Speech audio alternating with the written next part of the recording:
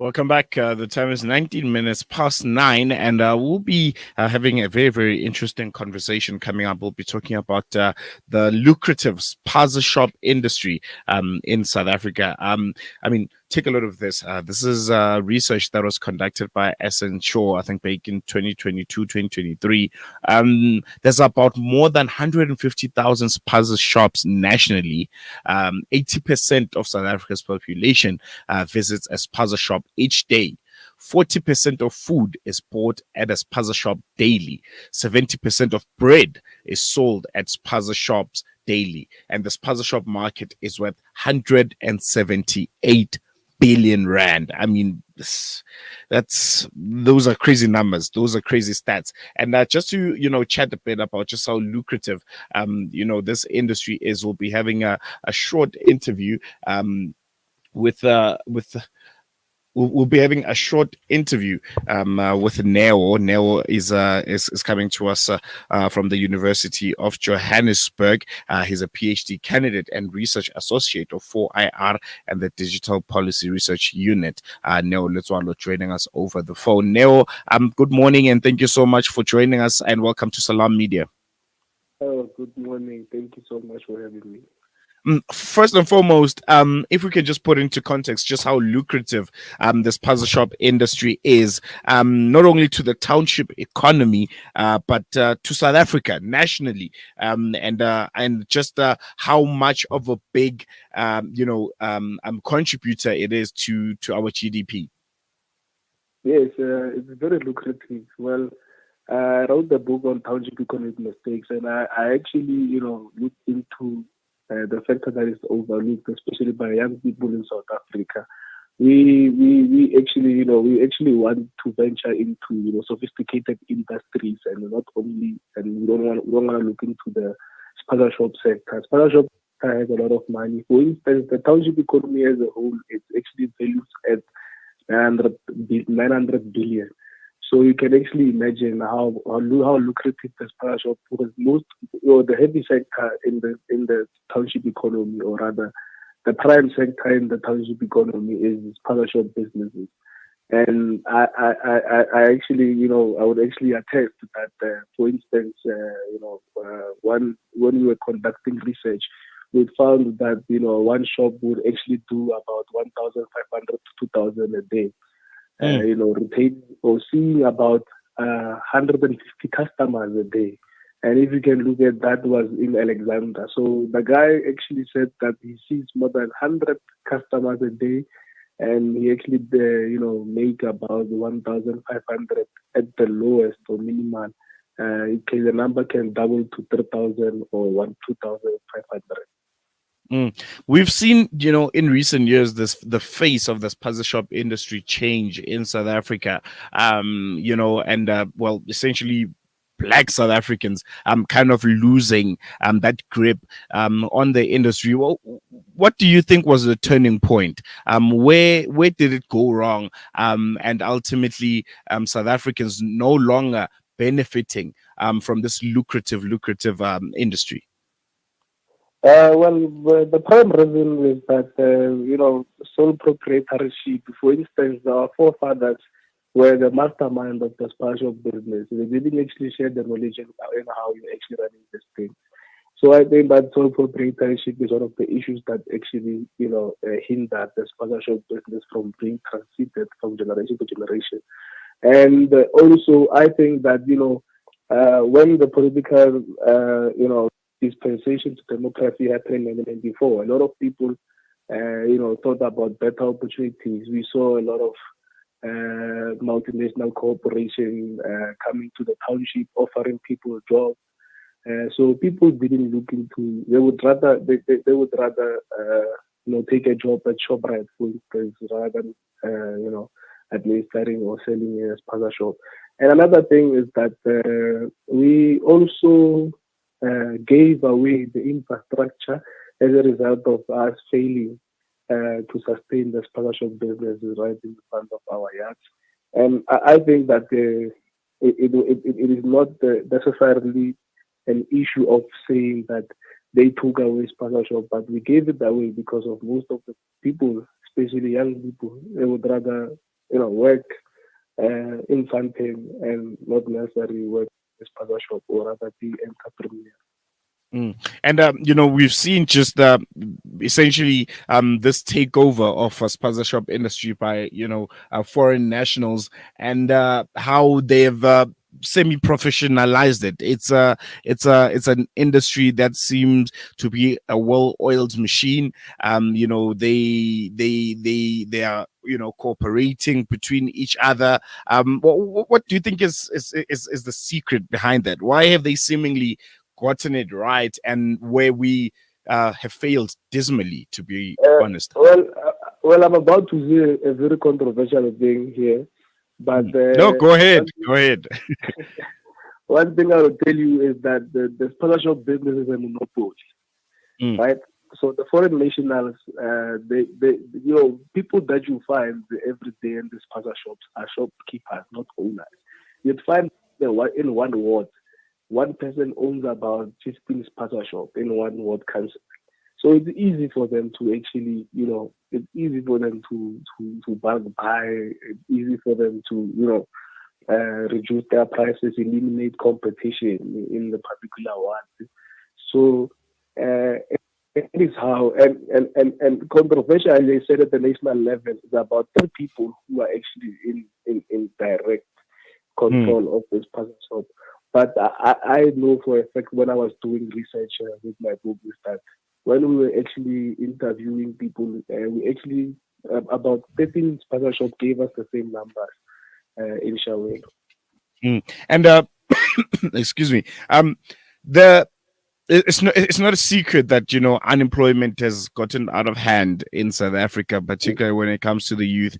Is there a way that we can make this puzzle shop industry more appealing to young people, and use it as a way to mitigate unemployment in the country, or we are completely closed out of that industry? There's no way in. As you mentioned, it has become a monopoly, and we are not part of that monopoly, unfortunately.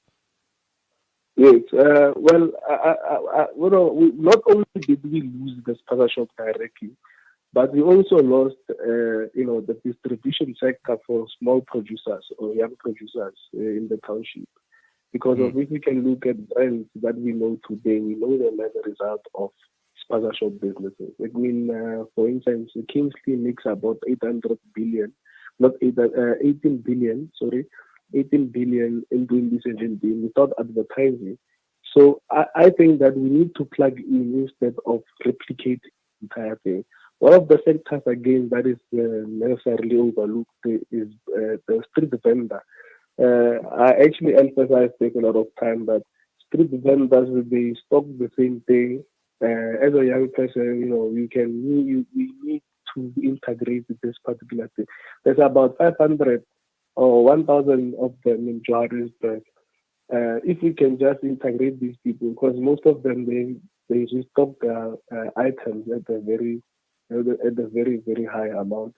So I think that one of the issues that South Africans should do is should actually plug in how can we actually pour value in the existing scholarship business, unlike replicating the scholarship business. Because now, for instance, if you replicate the scholarship business, you are in an area where you're contesting with about 15 scholarship that are owned by one person. Like you will mm, never actually, outcompete them, and that will actually lead to the very same cycle of failure. So I think that we need to ensure how we can plug in, how can we introduce your local juice, your local biscuits, how can we actually, plug in into the existing scholarship to ensure growth? mm, mm. And we've seen some efforts, particularly by the Gauteng Premier Panyaza Lisufi, and I think in the KZN also, where there's seemingly a drive to kind of have this puzzle shop industry, go back into the hands of South Africans. What do you make of that? What do you make of the government trying to intervene, and in a way trying to subsidize and trying to assist young black South Africans, open their small startups and spaza shops and integrate them into the township economy? I think that is an impossible exercise. Because remember, in South Africa currently we have a lot of unemployment rate is very high at the moment, and we also have some negative socio-economic demographics, crime and all that. So you cannot say that because we are the ones who lease out the infrastructure for the foreign nationals to sell. So how will you, if you want to tackle this particular phenomenon, you need to ensure that there's an alternative income for a family that solely rely additionally on the rent that the foreign national pay for releasing the infrastructure. So I think that the township economy Development Act does not touch much on that.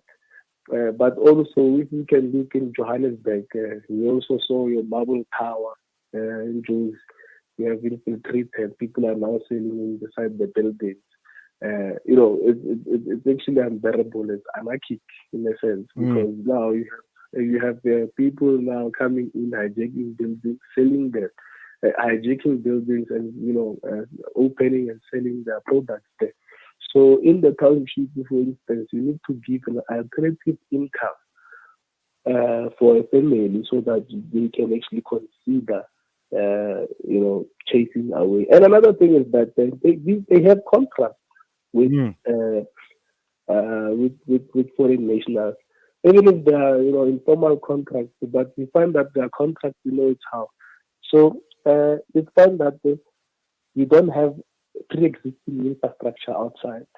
So what I will do myself is that I will build it as a foreign national. After building it, I will tell you I spend 80,000. So for the next 3 years, I'm paying water and electricity to you. So I will be paying about around 1.5 until in the next 2 to 3 years.